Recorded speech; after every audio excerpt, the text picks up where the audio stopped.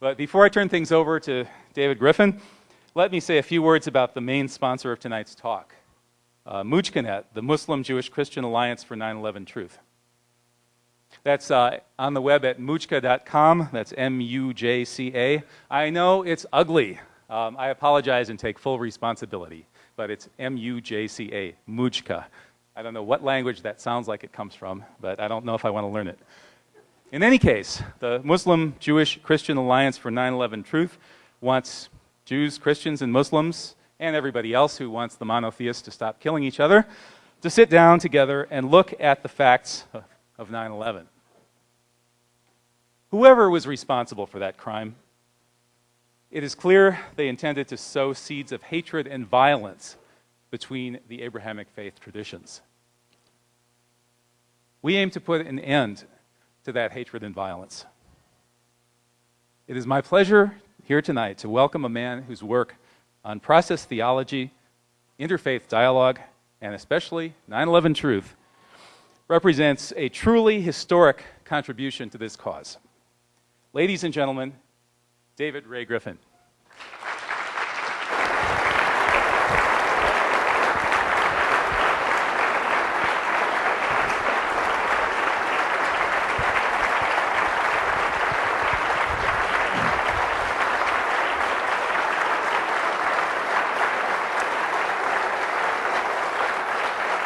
Thank you very much.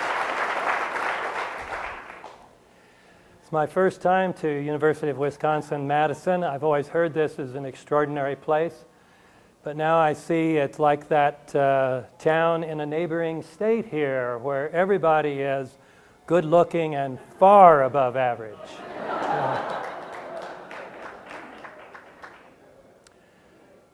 The title of my talk tonight is 9/11 and the American Empire. How should religious people respond? I will begin by unpacking those three terms: 9/11, American Empire, and religious people, starting with the third. Although I am a Christian theologian, I am in this talk addressing religious people in general. I am doing so because I believe that religious people should respond to 9/11 and the American Empire in a particular way because of the moral principles of their religious tradition that are common to all the historic religious traditions. I have in mind principles such as, thou shalt not covet thy neighbor's oil. Thou shalt not murder thy neighbors in order to steal their oil. Thou shalt not bear false witness against thy neighbors, accusing them of illicitly harboring weapons of mass destruction in order to justify killing them to steal their oil.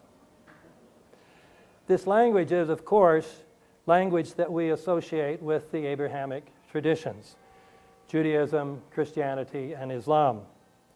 But the same basic ideas can be found in other religious traditions. I turn now to the term American Empire, which has been a highly contentious term. In his 2002 book, American Empire, Andrew Bacevich points out that it was long a cherished American tradition that the United States is not and cannot be an empire. The words American Empire, he adds, were fighting words, so that uttering them was almost a sure sign that one was a left-wing critic of American foreign policy. But as Bacevich also points out, this has all recently changed, so that now even right-wing commentators freely acknowledge the existence of the American Empire. As columnist Charles Krauthammer said in 2002, people are coming out of the closet on the word empire. This new frankness often includes an element of pride, as exemplified by Krauthammer's statement that America is no mere international citizen, but the dominant power in the world, more dominant than any since Rome. Given this consensus about the reality of the American empire, the only remaining matter of debate concerns its nature. The new frankness about the American empire by conservatives is generally accompanied by portrayals of it as benign. Robert Kagan has written of the benevolent empire. Dinesh Souza, after writing in 2002 that America has become an empire, added that happily it is the most magnanimous imperial power ever. Krauthammer says, the fact that America's claim to being a benign power is not mere self-congratulation, is shown by its track record. Commentators from the left, however, have a radically different view. A recent book by Noam Chomsky is subtitled America's Quest for Global Dominance. Richard Falk has written of the Bush administration's global domination project, which poses the threat, he says, of global fascism. Chalmers Johnson was once a conservative who believed that American foreign policy aimed at promoting freedom and democracy. But he now describes the United States as a military juggernaut intent on world domination. Andrew Bacevich is another conservative who has recently changed his mind. Unlike Johnson, he has not come to identify with the left, but he has come to agree with its assessment of the American empire.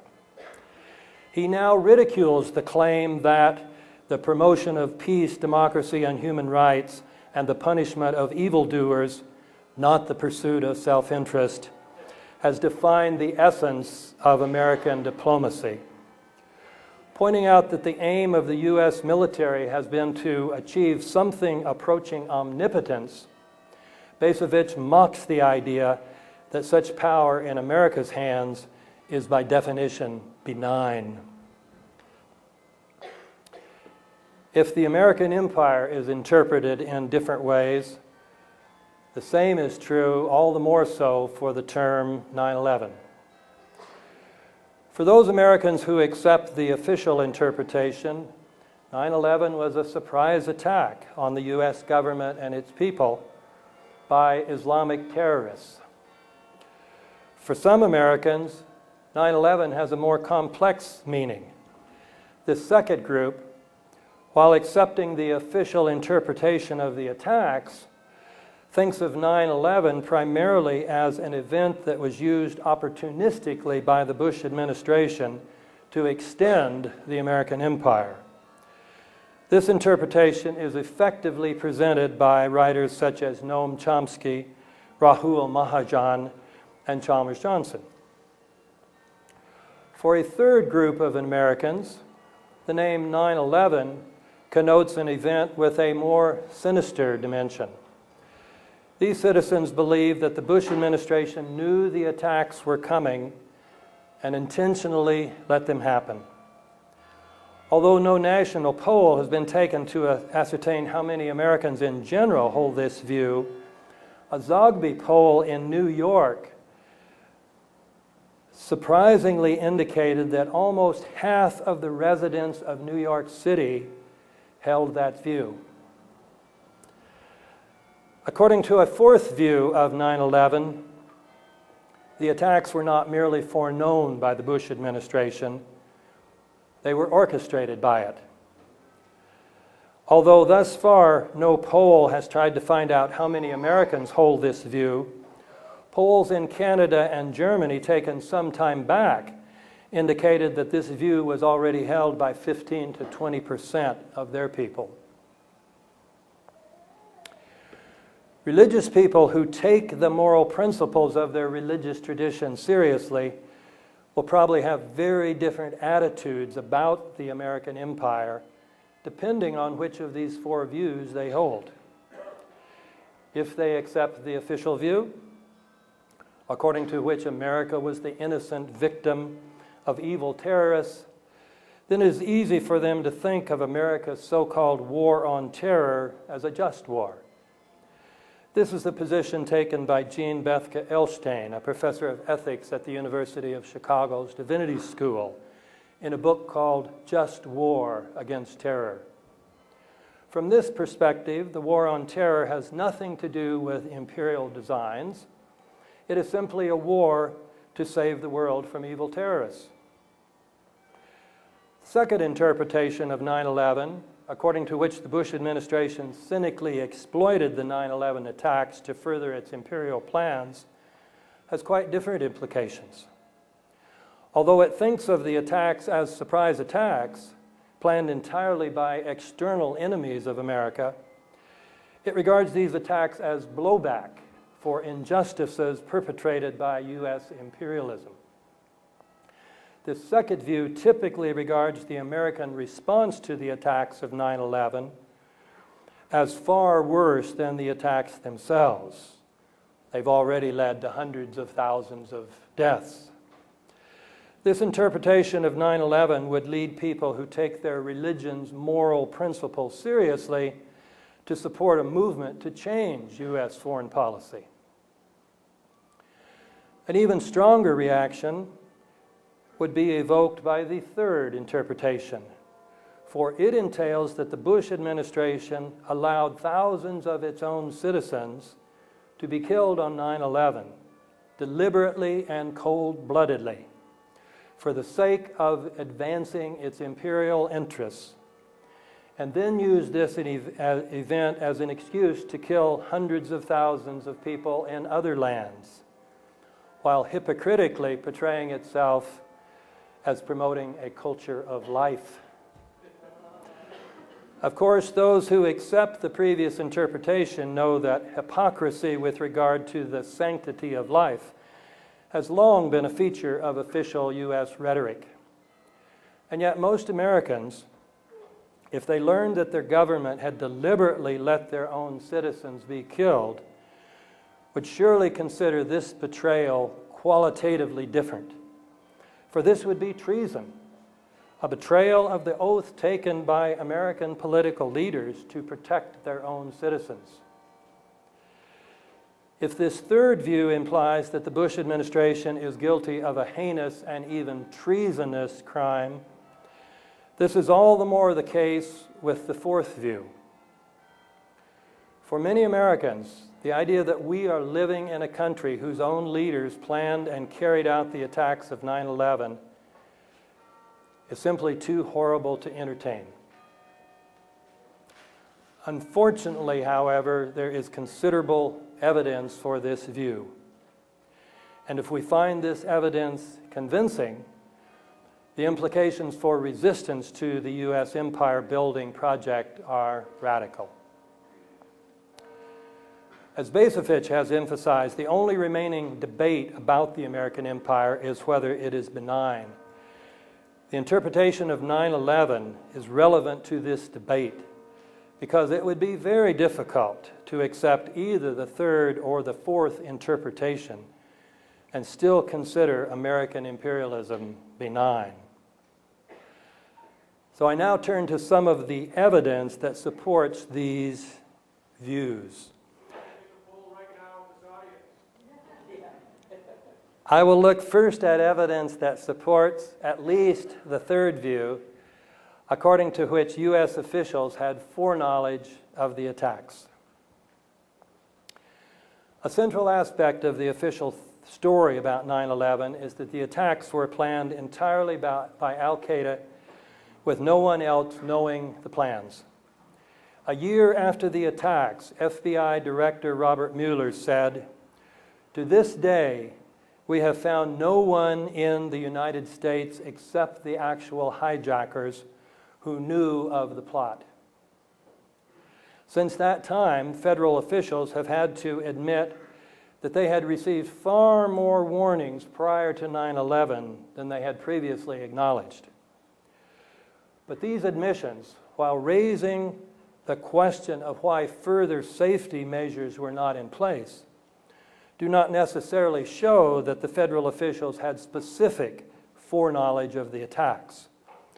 one could still, as the 9/11 Commission did, accept the conclusion published at the end of the 2002 Congressional Joint Inquiries Report, which said that none of the intelligence gathered by the U.S. intelligence community identified the time, place, and specific nature of the attacks that were planned for September 11th, 2001.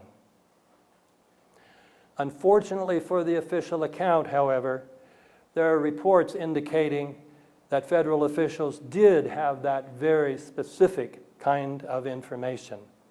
I will give two examples. The first example involves Attorney David Shippers, who had been the chief prosecutor for the impeachment of President Clinton. 2 days after 9/11, Shippers declared that he had received warnings from FBI agents about the attacks 6 weeks earlier. Warnings that included both the dates and the targets. These agents had come to him, Shippers said, because FBI headquarters had blocked their investigations and had threatened them with prosecution if they went public with their information. So they asked Shippers to use his influence to get the government to take action to prevent the attacks. And Shippers surely, as the prosecutor of Clinton, should have had influence in Republican circles. And yet he reports that he tried to contact Attorney General Ashcroft, and Ashcroft repeatedly refused to return his calls. Shippers' allegations about the FBI agents were then corroborated in a story by William Norman Grigg called "Did We Know What Was Coming?", which was published in The New American, a conservative magazine. According to Grigg, the three FBI agents he interviewed told him that the information provided to Shippers was widely known within the FBI before September 11th. If Shippers, Grigg, and these agents are telling the truth, it would seem that when FBI Director Mueller claimed that the FBI had found no one in this country with advanced knowledge of the plot, he was not telling the truth. The government also would have had foreknowledge of the attacks because of an extraordinarily high volume of put options purchased in the 3 days before 9/11. To buy put options for a particular company is to bet that its stock price is going to go down. These purchases were for two and only two airlines, American and United, the two airlines whose planes were used in the attacks, and also for Morgan Stanley Dean Witter, which occupied 22 stories of the World Trade Center. The price of these shares did, of course, plummet after 9/11. As the San Francisco Chronicle said, these unusual purchases, which resulted in profits of at least tens of millions of dollars, raised suspicions that the investors had advanced knowledge of the strikes. For our purposes, the most important implication of this story follows from the fact that U.S. intelligence agencies monitor the market, looking for signs of imminent untoward events.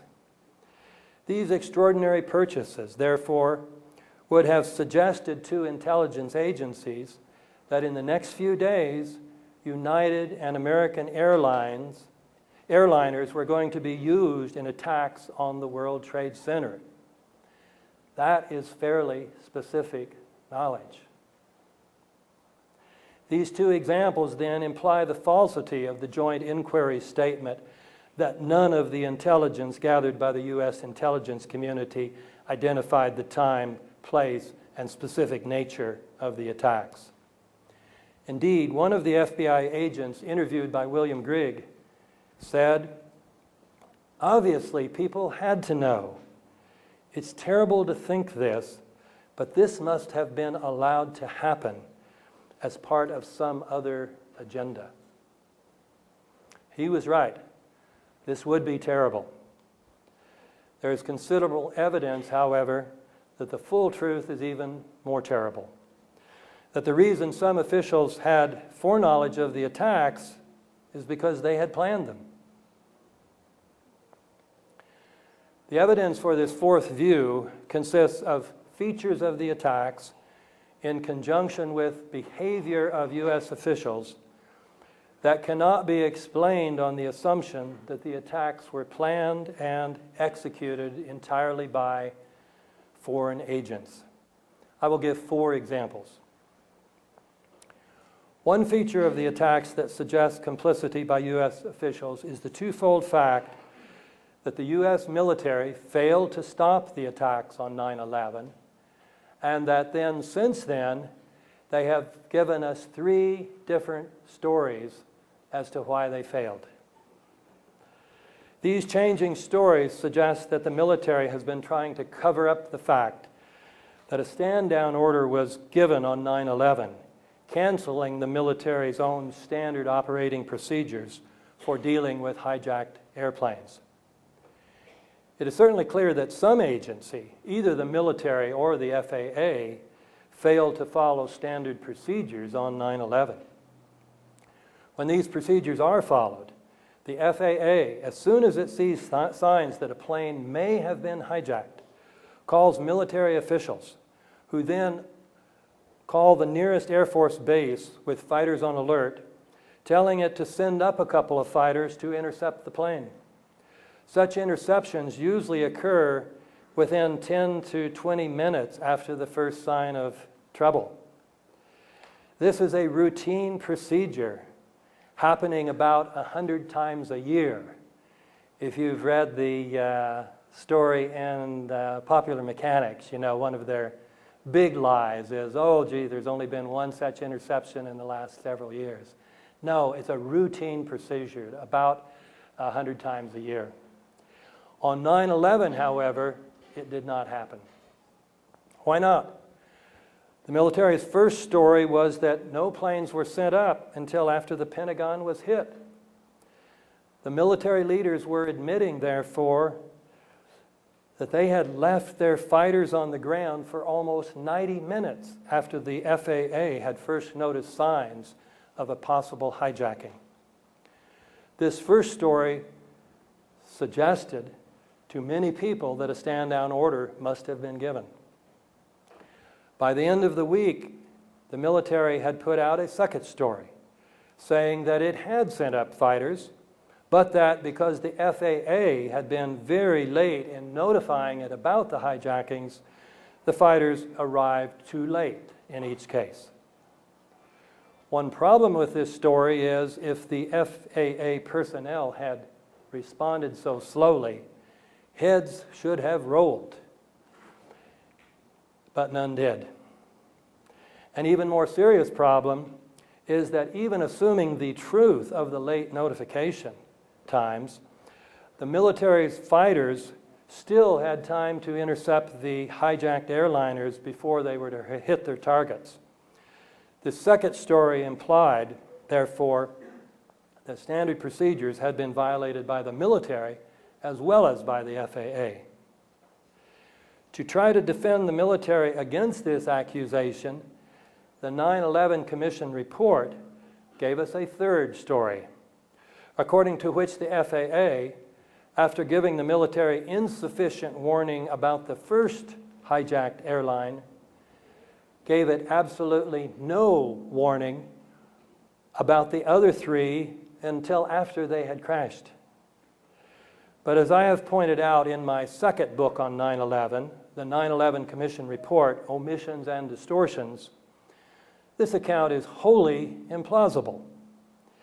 Besides portraying the FAA personnel from top to bottom as incompetent, bumbling dolts, the 9/11 Commission's account rests on claims that contradict many credible and mutually supporting testimonies.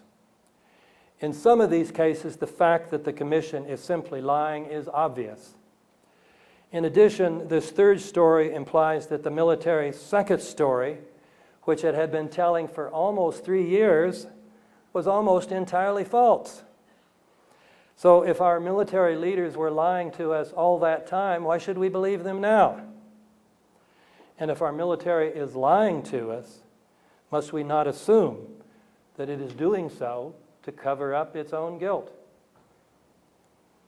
In sum, the behavior of the military, both on 9/11 and afterwards, combined with the fact that the 9/11 Commission had to resort to lies to make the U.S. military appear blameless, suggests that U.S. military leaders were complicit in the attacks. A similar conclusion follows from an examination of the attacks on the Pentagon. One of the debates about this attack is whether the Pentagon was hit by American Airlines Flight 77, as the official account says, or by military aircraft. Either story, however, implies that the attack was, at least partly, an inside job. If we assume that the Pentagon was struck by Flight 77, we must ask, how could this have occurred? The Pentagon is surely the best defended structure on the face of the planet, for 3 reasons. First, it is only a few miles from Andrews Air Force Base, which has at least 3 squadrons of fighter jets on alert at all times to protect the nation's capital. Of course, part of the official story is that Andrews was not keeping any fighters on alert. But as I think I showed convincingly in my book, this story is completely implausible. The second reason the Pentagon is so well defended is that the U.S. military has the best radar systems in the world. One of its systems, it has bragged, does not miss anything occurring in North American airspace. This system is also said to be capable of monitoring a great number of airborne attack objects simultaneously, such as would be necessary in the case of a massive missile attack. Given that capability, the official story, according to which Flight 77 flew toward the Pentagon undetected for 40 minutes, is absurd. Any unauthorized airplane coming towards the Pentagon would have been detected and intercepted long before it got close. Third, the Pentagon is ringed by anti-missile batteries, which are programmed to destroy any aircraft entering the Pentagon's airspace, except for any aircraft with a U.S. military transponder that would radiate a friendly signal. If by some fluke Flight 77 had entered the Pentagon's airspace, it could have escaped being shot down only if officials in the Pentagon had deactivated the anti-aircraft system. So even if we accept the official story, according to which the Pentagon was hit by Flight 77 under the control of Al-Qaeda hijackers, we must conclude that the attack succeeded only because the Pentagon wanted it to succeed. But there are many reasons to reject the official story. First, the alleged pilot, Hani Hanjour, was widely known as a terrible pilot who could not possibly have flown the trajectory of the aircraft that hit the Pentagon. Second, this aircraft hit the Pentagon's west wing, which would have been the least likely spot for terrorists with any intelligence whatsoever. And these guys were supposed to be so bright, they out-tricked our whole Air Force defense system. They would not have chosen the west wing. Why? Well, in the first place, as already indicated, to hit the west wing, the aircraft had to go through execute a very complex maneuver, which even some experienced pilots would probably have trouble doing with that size of an airliner. Second, the West Wing was being renovated. So instead of having thousands of people in it who would have been killed, it only had a few hundred. And most of them were not military people, they were civilians working on the renovation.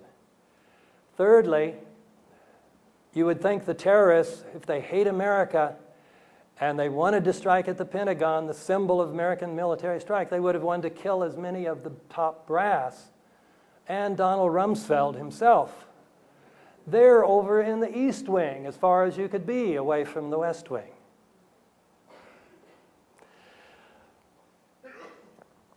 Finally, the West Wing had been, the renovation involved a great reinforcement. So the damage was much less to the West Wing than it would have been any other part of the building. Another problem with the official story is that the initial damage to the West Wing's facade was far too minimal to have been caused by the impact of a Boeing 757. Fourth, photographs and eyewitnesses in the immediate aftermath failed to provide unambiguous evidence of the remains of a Boeing 757. Fifth, there are videos that would show whether the aircraft that struck the Pentagon was, in fact, a Boeing 757. But the FBI confiscated these videos within minutes after the attacks, and now the authorities have refused to release them. Sixth, the fact that the aircraft was not shot down by the Pentagon's anti-aircraft defense system suggests that it belonged to the U.S. military. So, whether or not the Pentagon was hit by Flight 77, the evidence suggests it must have been an inside job. We can conclude the same thing about the attacks on the World Trade Center. Why? Because the collapses of the Twin Towers and Building Number 7 had to have been examples of controlled demolition, brought about by thousands of explosives placed throughout each of the buildings. No foreign terrorists could have obtained the kind of access to the buildings this would have required. One reason for concluding that the three buildings were brought down by explosive is the very fact that they did collapse. High-rise steel frame buildings have never, before or after 9/11, been caused to collapse by fire. Even when, as in the Philadelphia fire of 1999 and the Madrid fire of February of this year, the fires were much larger, much hotter, and much longer lasting than any of the fires in the World Trade Center. The second reason is the specific nature of the collapses, each feature of which points to explosives. For example, the buildings collapsed straight down and at virtually free fall speed, as in controlled demolitions. And then the rubble smoldered for months afterwards. With regard to the Twin Towers in particular, many people in the building said that they felt or heard explosions. Virtually all the concrete of these enormous structures was pulverized into very fine dust. Try this. Get a piece of concrete and drop it a little over 1,000 feet and see if it pulverizes into very fine dust. It won't happen. Much of this dust, along with steel and aluminum, was blown out horizontally from the buildings several hundred feet. Most of the steel beams and columns came down in sections about 30 feet long, conveniently ready to be loaded onto trucks. And pools of molten steel were found beneath the rubble. These and even more effects point to the existence of very powerful, precisely placed explosives. A third thing supporting the theory of controlled demolitions is evidence of a deliberate cover-up. If the building's steel columns and beams had indeed been broken by explosives, an examination of the steel would have revealed this fact. However, although it is normally a federal offense to remove anything from a crime scene, the steel was quickly loaded onto trucks and put on ships headed for Asia to be melted down. I will mention one more example of the cover-up. Insofar as there is an official story as to why the towers collapsed, it is the pancake theory, according to which the floors above the destruction caused by the airplanes collapsed on the floor below, and then those floors collapsed on the floor below that, and then it pancaked all the way down. Now, even if this theory were remotely plausible, can you imagine it pancaking at free fall speed? The other problem is what happened to the 47 massive steel columns that constituted the core of each of these twin towers. They were the weight-bearing structures of each tower. Those 47, even if the pancake theory were true, those 47 steel beams should have been sticking up at least several hundred feet into the air, just like the old phonographs, where sometimes the 78 records would collapse, but the spindle's still sticking up in the air. You should have had 47 spindles still sticking up in the air. Well, what did the 9/11 Commission report do about that problem? It avoided the problem incredibly by simply denying the existence of these columns, even though those columns, I'm not making this up. These columns were the unique feature of these towers when they were first built. So, the Commission report, after saying falsely that most of the weight of each tower was borne by the steel columns in its exterior walls, this supposedly authoritative report said the interior core of the buildings was a hollow steel shaft in which elevators and stairwells were grouped. Such a desperate lie is a sure sign of a cover-up.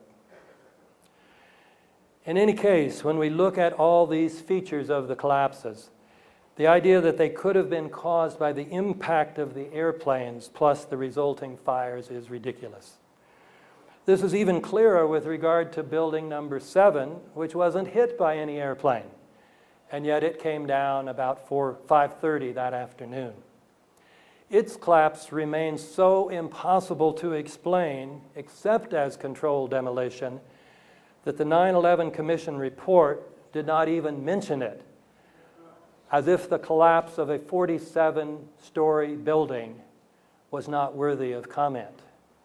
And it only had fires on floors numbers 7 and 12 of 47 stories.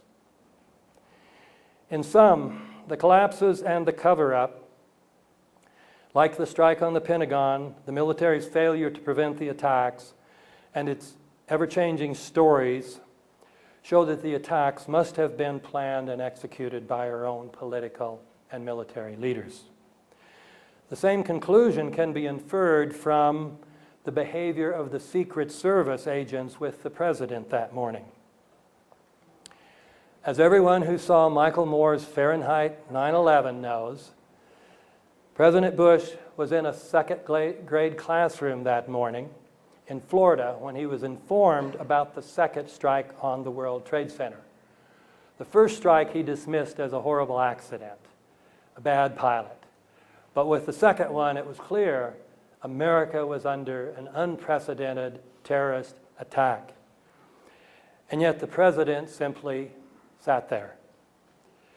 Many people have asked why he did not spring into action, assuming his role as commander-in-chief. But the real question, which Michael Moore mentioned in passing, It's why the Secret Service did not immediately rush him away to a safe place. Bush's location had been highly publicized, and if the attacks were a complete surprise, executed solely by foreign terrorists, the Secret Service agents would have had no idea how many planes had been hijacked. They would have had to assume that the president himself might be the target of one of the attacks. For all they would have known, a hijacked airliner might have been heading towards them at that very moment, ready to crash into the school and kill the president and everyone else. And yet these agents, who are highly trained to respond instantly in such situations, allowed the president to remain in the classroom another 10 minutes. They then allowed him to remain at the school to give his regularly scheduled TV address to the nation. This behavior makes sense only if the head of the Secret Service detail knew that the planned attacks did not include an attack on the president. And how could they know this for certain unless the attacks were being carried out by people within our own government? Although many more examples could be given, these four are sufficient to suggest that there is no escape from the frightening conclusion that 9/11 was engineered by the Bush administration and its Pentagon. As to why they would do this, at least part of the answer is clear from the way in which they have used 9/11 to advance the American empire. Immediately after 9/11, in fact, members of the Bush administration repeatedly referred to the attacks as an opportunity. In the words of Donald Rumsfeld, an opportunity to refashion the world. Seeing this connection between 9/11 and the American empire can be a stimulus to face up fully to the awful truth about this empire. To be sure, as Chomsky, Falk, and Chalmers-Johnson illustrate, very strong portrayals of American empire imperialism as far from benign can be drawn without any suggestion that the Bush administration arranged 9/11. These portrayals can be drawn from publicly available documents. One such document is the National Security Strategy of the United States of America, published by the Bush administration in September of 2002. David North says, not unfairly, that this document asserts as the guiding policy of the United States the right to use military force against any country it believes to be or believes at some point may become a threat to American interests. No other country in modern history, adds North, has asserted such a sweeping claim to world domination.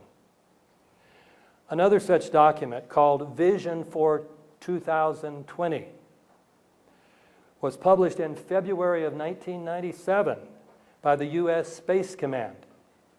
The mission statement at the head of this document reads, U.S. Space Command dominating the space dimension of military operations to protect U.S. interests and investments. Nothing about freedom, democracy, and human rights. In the body of the document, in fact, we find this amazingly candid statement. The globalization of the world economy will continue with a widening between haves and have-nots.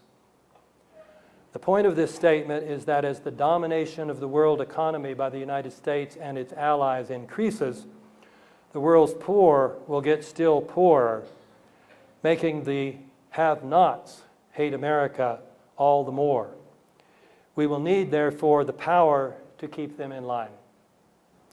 The United States can do this, and this is the document's main message, through full spectrum dominance, which will involve merging space superiority with land, sea, and air superiority. Dominance in space will include, the document frankly says, the power to deny others the use of space. By speaking only of the Space Command's effort to develop a missile defense system, the Pentagon and the White House like to suggest that its purpose is purely defensive.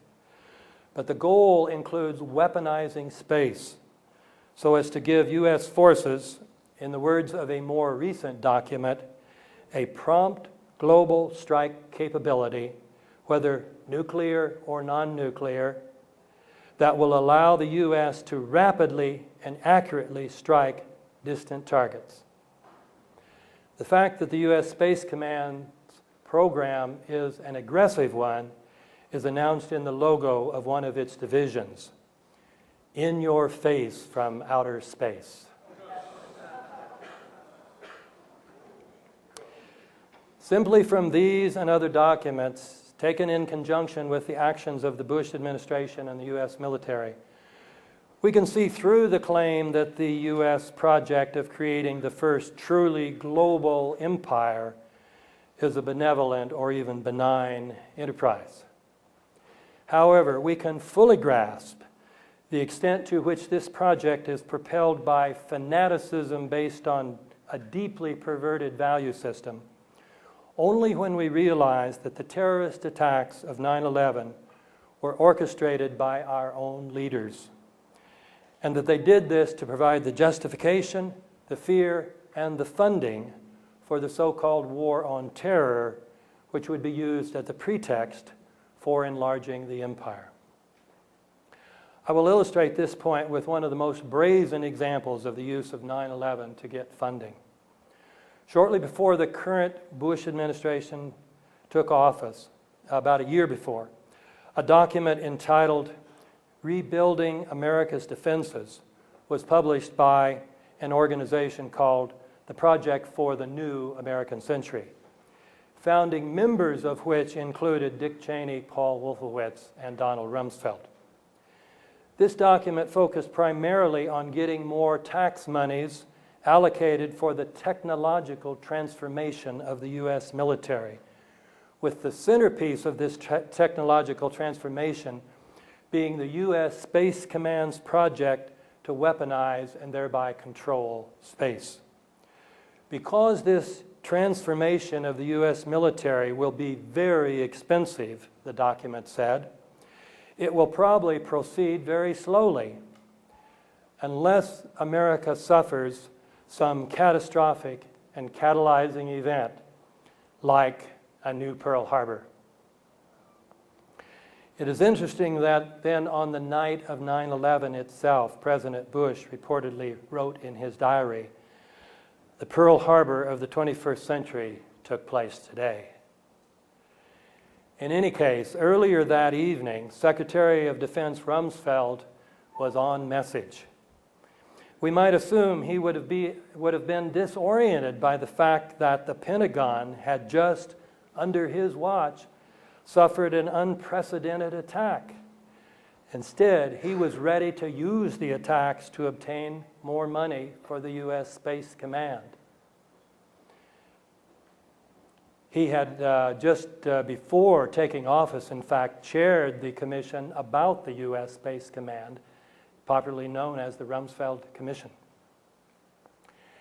That evening of 9/11 itself, in front of television cameras, Rumsfeld berated Senator Carl Levin, then chairman of the Senate Armed Services Committee, saying, "Senator Levin, you and other Democrats in the Congress have voiced fear that you simply don't have enough money for the large increases in defense that the Pentagon is seeking, especially for missile defense.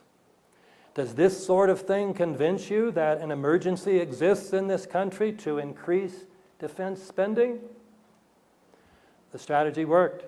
Congress immediately appropriated an additional $40 billion for the Pentagon. Since then, furthermore, the President has gotten every additional appropriation he has sought for the so-called war on terror. Besides being a rousing success in obtaining increased spending for military purposes, 9/11 also provided the pretext for putting many military bases in Central Asia. Zbigniew Brzezinski, in his 1997 book, The Grand Chessboard, had said that doing so would be crucial for maintaining American primacy, partly because of the huge oil reserves around the Caspian Sea. Indeed, the project for the new American century may have gotten its idea that a new Pearl Harbor would be helpful from this book. Brzezinski, explaining that the American public had supported America's engagement in World War II largely because of the shock effect of the Japanese attack on Pearl Harbor, suggested that Americans today would support the needed military operations in Central Asia only in the circumstance of a truly massive and widely perceived direct external threat. And indeed, thanks to the attacks of 9/11, the Bush administration was able to carry out its plans to attack Afghanistan, a plan that we now know had been formulated several months before 9/11. The White House now has a friendly government in Afghanistan, and the Pentagon has military bases there and in several of the other countries in Central Asia. We also know that the intention to invade Iraq existed long before 9/11, and that this intention was based on imperial designs not discussed with Saddam's wickedness. In the Project for the New American Century's 2000 document, we read, "While the unresolved conflict with Iraq provides the immediate justification, the need for a substantial American force presence in the Gulf transcends the issue of the regime of Saddam Hussein." The U.S. military is now intending to build several permanent bases in Iraq, which has the world's second largest known supply of oil reserves. The attacks of 9/11 again provided the pretext as the Bush administration deceived a majority of the American people into believing that Saddam was connected with Osama bin Laden and even directly responsible for the attacks of 9/11. I suggested earlier that seeing the true connections between 9/11 and the global domination project helps us understand how fully this project reflects fanaticism based on a deeply perverted value system. This is a value system that is diametrically opposed to the value systems on which all the great religious and moral traditions of the world have been based. These traditional value systems say that we should not covet, steal, and murder, that we should make sure that everyone has the necessary means for a decent life.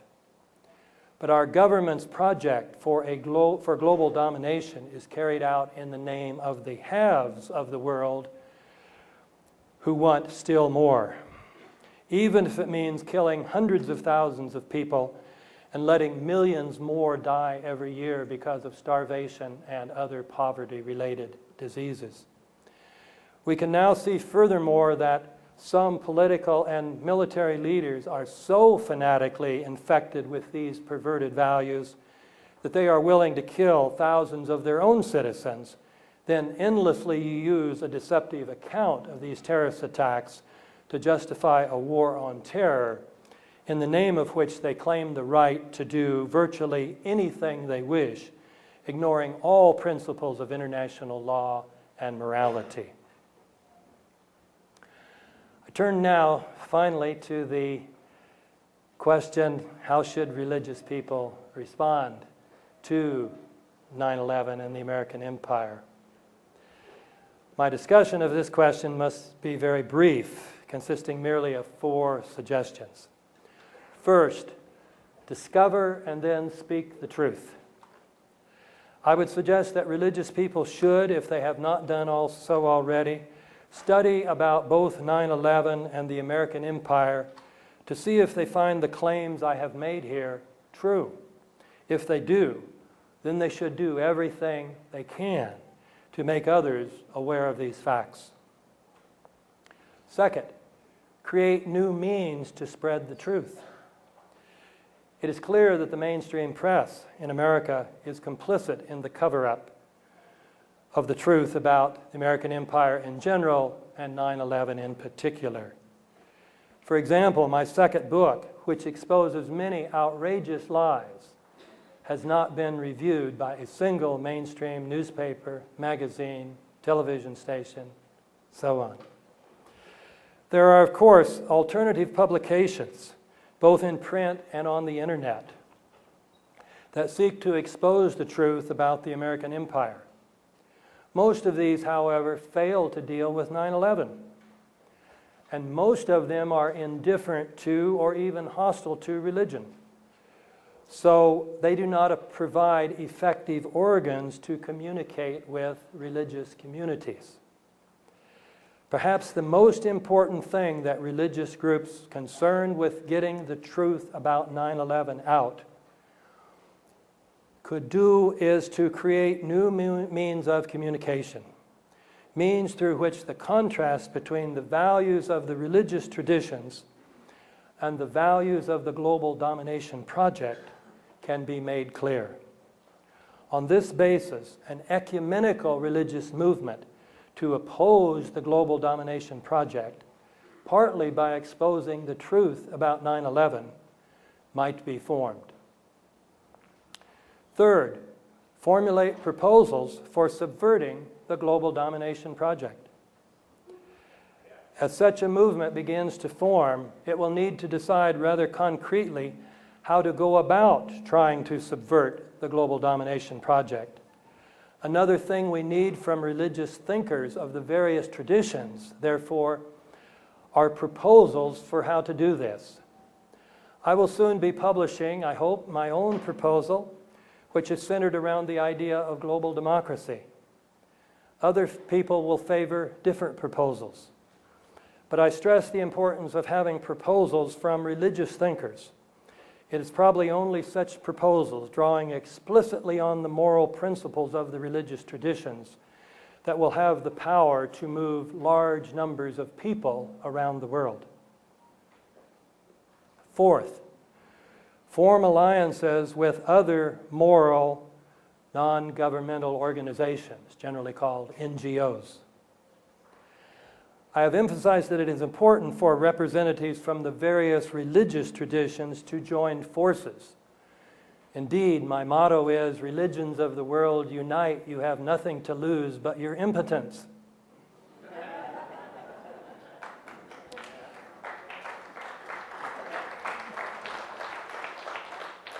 But it is essential at the same time for these religious groups to forge alliances with what we can call the other moral NGOs of the world. Whether they are working for human rights, for peace, for ecological sustainability, or some related cause, the moral principles that motivate these NGOs are diametrically opposed to the values of the global domination project. By emphasizing the moral principles that we have in common, organizations that are and are not explicitly religious can join forces in opposing that radically immoral project. I will close with the observation that insofar as Americans participate in this anti-imperial movement, their activities will be deeply patriotic, because they will be seeking to call our nation back to its moral ideals, which stand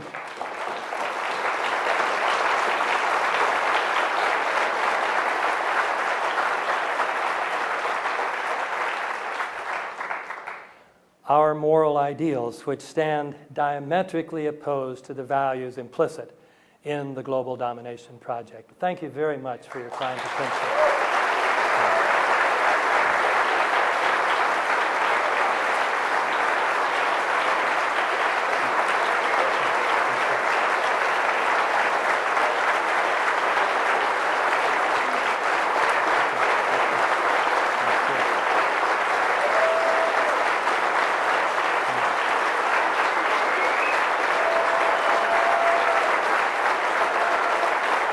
Okay, that's right.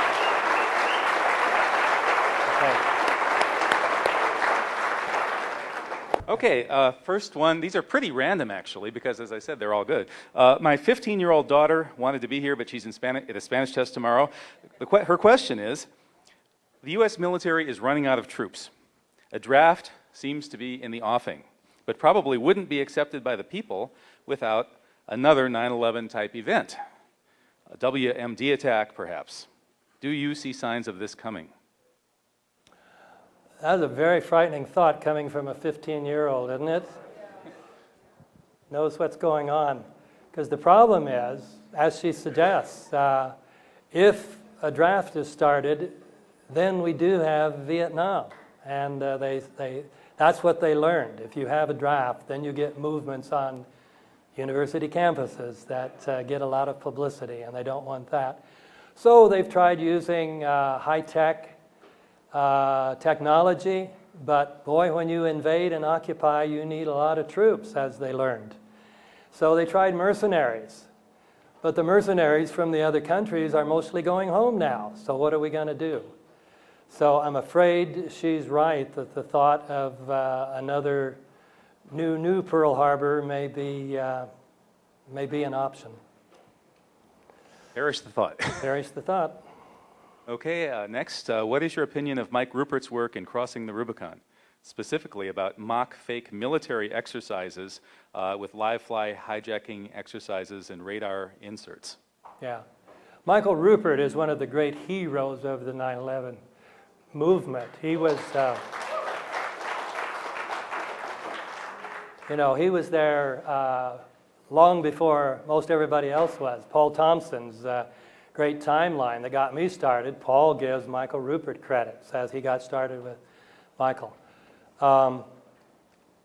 With regard to that particular thesis, it's one that I have not studied sufficiently to have what I would call a really informed opinion on it. It's certainly very interesting that these exercises were going on, but as exactly what role they played that morning, I'm just fairly agnostic. When it comes to Rupert's more particular thesis about Cheney being the one who was in charge that morning and calling the shots, that seems very clear. So we're clearly one on that, and I just say on the other, I think it's probably very significant, but I couldn't say anything more about it. Okay. Next one, a common question that we conspiracy theorists hear. An inside job of this magnitude involves the conspiracy of a lot of people. How come there is no leak, nobody cracking, nothing? Thank you. Yeah. Let me say a word about the term conspiracy theory. It's become almost an oath of being an American to say, oh, I don't believe in conspiracy theories. But, of course, your newspaper every day is filled with stories of conspiracies. Whenever two or more people get together to do something illegal or immoral, that's a conspiracy. And if you've got an idea of what happened, you have a conspiracy theory. So we all are believers in conspiracy theories. And the official story about 9/11 is the mother of all 9/11 conspiracy theories. This is the theory that these 19 Arab Muslim hijackers, without any help from anybody in the United States, out-tricked our trillion-dollar military defense system and pulled this off and knocked down these buildings. Well, the question is not whether you believe in a conspiracy theory or not, but which theory stands up to the evidence. Another thing to point out is that as James Fetzer, a philosopher of science, who's now getting involved in the 9/11 truth movement, has pointed out, theory is sometimes a very strong word. We have the theory of gravitation, relativity theory. We have quantum theory. These are very precise theories. The point is they're testable. A conspiracy theory is fine if it's testable. Well, fortunately, the government's theory is testable. You can test, can steel frame high-rise buildings fall down solely because of fire? And they've actually done experiments to try this, and they've never been able to get a building to even come close to collapsing. So it's a testable theory which has been falsified. And I've indicated several other aspects that are, I think, clear falsifications of the official theory. Now, the question, all sorts of questions can be then raised, sort of a priori questions. Well, why would they do this? And I raised some of those in my book, if you read, chapter 9 of The New Pearl Harbor. There are lots of puzzling questions. I thought the first question was going to be, what happened to Barbara Olson? And that's always the first one. I don't know. There are all of these things. And so is it possible that very many people could be involved in a conspiracy and keep it silent for a long time? Well, yes. Remember the Manhattan Project? A lot of people were involved in that, and that was kept secret for a long time. And we've looked back. Now we know that lots of previous conspiracies were kept silent for a long time. America's first attack in Indonesia, we had a full-scale war going on there, and until a book was published on it in the late 90s, hardly any Americans knew about it. It was kept secret for a very long time.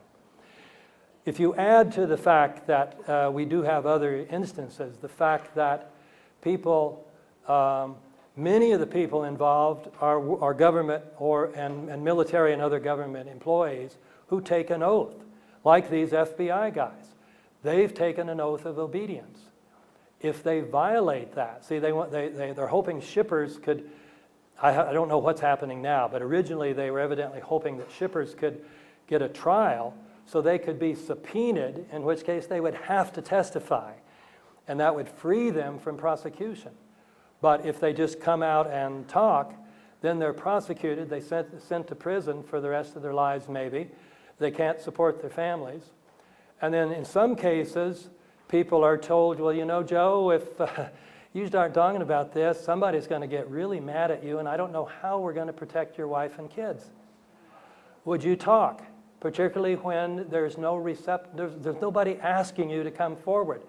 Did the 9/11 Commission make a general appeal and say, please, if you've got any information on this, come and talk to us?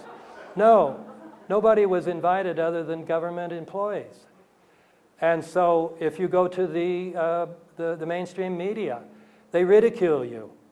So who's going to risk their family's life to come forward? So no, I am not surprised that a rather large number of people could be involved.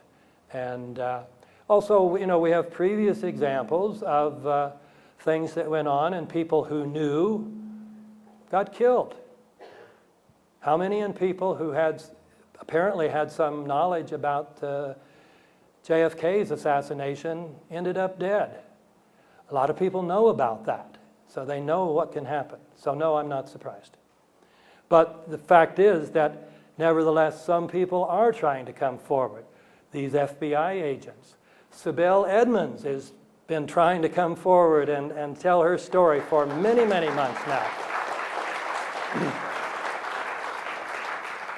As I report in my book on the 9/11 Commission report, she testified to the commission for 3.5 hours. She told them very specific things. She's since then written an open letter to Chairman Kane, reminding him of what she told the commission, such as that their Iranian asset had told them that Osama bin Laden, he was an expert on Afghanistan, that Osama bin Laden was planning an attack in the United States pretty soon. The translator who got that information was told to keep quiet within the FBI. She told the FBI about that. That other translator told the FBI in his 2.5 hours of testimony. None of that appears in the 9/11 Commission report. All that you learned that Sibel Edmonds, one tiny little note says that she had some suggestions that FBI should follow its own policies a little more closely. That's all you learned from her 3.5 hours of testimony. So she has been trying to come forward, and some other people too, and they've lost their jobs. So people are. Okay, here's a question on source validation methodology. Who are your sources, and what standards did you employ to validate these sources? Yeah, in the New Pearl Harbor, I did rely primarily on the four sources that I cited the most. Nafiz Ahmed's book, but he relied also a lot on Paul Thompson, and also used Michel Chossudovsky, the economist in Canada. Paul Thompson, one thing interesting about his timeline, and now he's published his book as the Terror Timeline, he used only mainline sources. So New York Times, Boston Globe, The Guardian, London Times, and so on. I don't even think he quoted The Nation. I mean, he really stuck to what are considered really mainline sources, and yet found hundreds of stories that contradicted the official account. As to method, you know, it's partly you just have to learn to trust your kind of educated judgment. I've gotten into a lot of previous fields. My work at the Center for Process Studies called for me to organize conferences in a lot of fields, philosophy of physics, Eastern religions, Chinese religions, Asian, Hinduism, Buddhism, political theory, economic theory. So in each case, I had to go in and start reading around and learning who were the generally considered respectable writers, and then who were the ones who maybe weren't so respectable, but were good, and had something important to say outside the mainstream, and so on. So I think method is in that sense more of a sort of trained judgment about these things. And of course, people can differ on these things, but I limited myself to stories that I found to be at least highly plausible, but I did not commit myself, as those of you who have read the book, to say, I know these stories are true. I mean, there are hundreds of stories there, and a single researchers like myself or Paul Thompson, we don't have the resources. So what we're calling on is we're saying there is a prima facie case here for a genuine investigation. We've got organizations that have the money to carry out investigations like that. They're called the U.S. Congress. They're called the U.S. media, which have billions of dollars.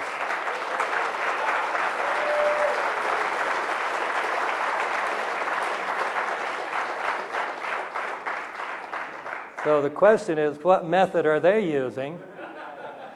Ignoring. For what it's worth, David, I handed Senator Russ Feingold your book 2 weeks ago, and he promised to look into it. I've had a lot of promises. Yeah. Promises. Okay, but another Russ good one. Feingold is a good guy. I bet he'll do it. Yeah. Bet he'll do it. Yeah. I actually urged him to take up this in hopes of a Feingold McKinney ticket next election, if there is an election. Okay, where do we go from here?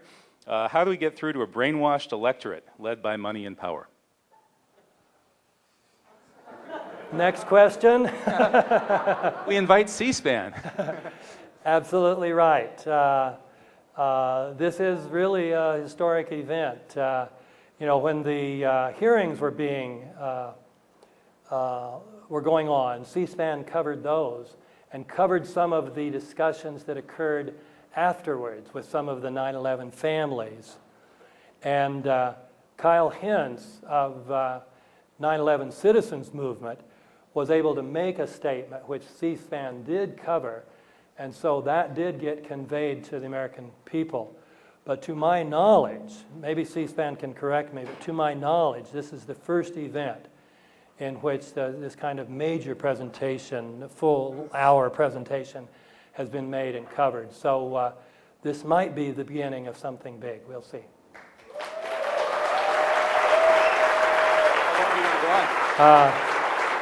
Look about four more questions. Okay, we've got room for 4 more questions at the top of the deck. Specifics. Isn't it true that CIA officials met with Osama bin Laden when he was being operated on in a hospital shortly before 9/11.